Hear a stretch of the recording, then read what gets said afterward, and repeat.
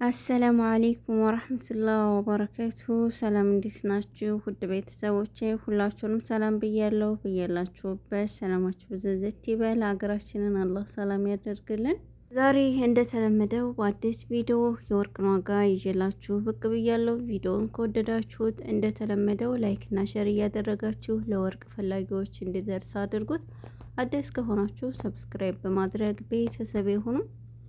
ዛሬ የወርቅ ዋጋ ምን ደረሰ የሚለውን አብረን የምናይ ይሆናል። በሳውዲ አረቢያ 1 ግራም 24 ካራንት ወርቅ 512 ሪያል እየተሸጠ ይገኛል።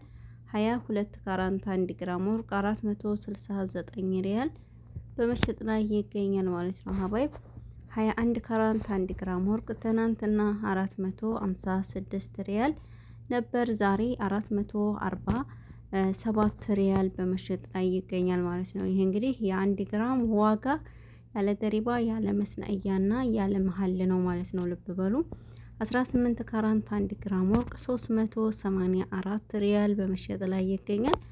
የነገርኳችሁ የግራሙን ዋጋ ብቻ ነው ማለት ነው። ወርቅ ቤት ሄዳችሁ ያው ሁልጊዜም እንደምነግራችሁ የሚነግሯችሁ መጀመሪያ ላይ የወርቁን ዋጋ ብቻ ነው ማለት ነው። ከዛ በኋላ ማለት የወርቁን ዋጋ ስላችሁ የግራሟን ዋጋ ብቻ ነው የሚነግሯችሁ። በመቀጠል የደሪባ የመስነእያ የመሀል ጨምረው ነው መጨረሻ ላይ ይሄን ያህል ክፈሉ የሚሏችሁ ማለት ነው። ስለዚህ እናንተ የመስነእያም ሁሉንም መከራከር አለባችሁ፣ ዘወር ወር ብላችሁ መግዛት አለባችሁ ማለት ነው። አሰሪዎቻችሁም ጋር ከሆነ አትፍሩ፣ በደንብ ተከራከሩ። ከዛ በመቀጠል ግን የወርቅ ዲዛይን አመራረጥ ላይ ደግሞ ስክሪንሾት ምሳሌ እኔ የለቀኩት ቪዲዮ ከወደዳችሁት ስክሪንሾት ማንሳት ትችላላችሁ ማለት ነው። ስክሪንሾት ማለት ፎቶ አንስታችሁ ጋላሪ ውስጥ ታስቀምጡታላችሁ። ወርቅ ቤት በሄዳችሁ ሰዓት የዚህን ያህል የዚህን የሚመስል እፈልጋለሁ ብላችሁ አይታችሁ ለወርቅ ቤት ሰራተኛው ታሳዩታላችሁ ማለት ነው። እና ወዶችዬ በዚህ መልኩ መግዛት ትችላላችሁ ማለት ነው ሀባይብ። ከዛ በመቀጠል እንግዲህ ዛሬ በኢማራት 1 ግራም 24 ካራንት ወርቅ 501 ድርሃም እየተሸጠ ይገኛል።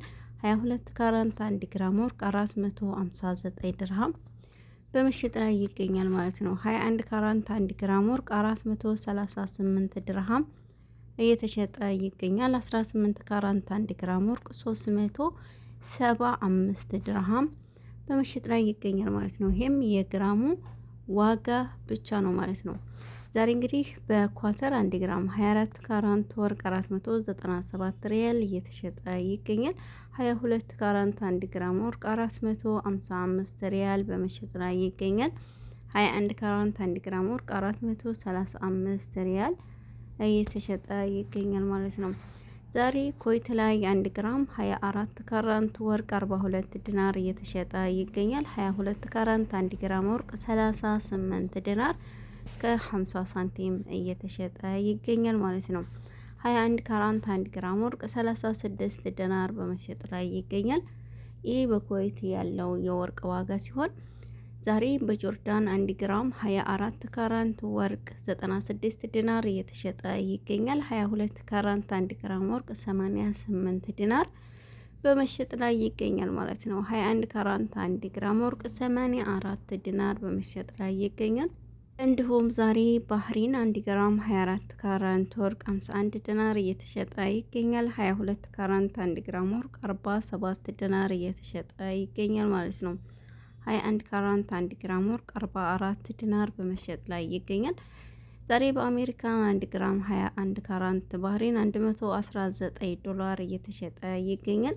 ካናዳ 1 ግራም 21 ካራንት ባህሪን 168 ዶላር እየተሸጠ ይገኛል ማለት ነው። ዛሬ በአውስትራሊያ 1 ግራም 21 ካራንት ባህሪን 170 ዶላር በመሸጥ ላይ ይገኛል ማለት ነው። እንግዲህ ውድ ቤተሰቦቼ በጥቅሉ ዛሬ የተወሰነ ለውጥ አለው ማለት ነው። ቅናሽ አለው እንደነገርኳችሁ የግራሙ ዋጋ ማለት ነው። የግራሙ ዋጋ ሲቀንስ ያው ሁሉም ነገር ይቀንሳል ማለት ነው። የመሀልም የመስነያውም ሲታሰብባችሁ ቀነስ ያደርግላችኋል። ነገር ግን የግራሙ ዋጋ ከጨመረ ለምሳሌ 1 ግራም 500 ከሆነ የደሪባ 15% አለባችሁ። እንዲሁም ደግሞ የመስነያ አንድ ወርቁ ዲዛይን ይለያያል። 10ም 20ም 15ም 25ም ሊሆን ይችላል ማለት ነው። እንደመረጣችሁት ወርቅ ነው። ስለዚህ ይህንን እንግዲህ አሰቡበት ማለት ነው። የወርቅ ዲዛይኑ ምንድን ነው ይወስነዋል፣ የመስነእያው ማለት ነው። ውድ ወይም ቅናሽ ለሚባለው ቆንጆ ከሆነ ይጨምርባችኋል። ዝም ብሎ ከሆነ ደግሞ እንደዚህ በጣም የማያምር ከሆነ ደግሞ መስነያው ቀነስ ያደርጋል። አንዳንድ ጊዜ 5 ሪያልም ሊሆን ይችላል የመስነያና።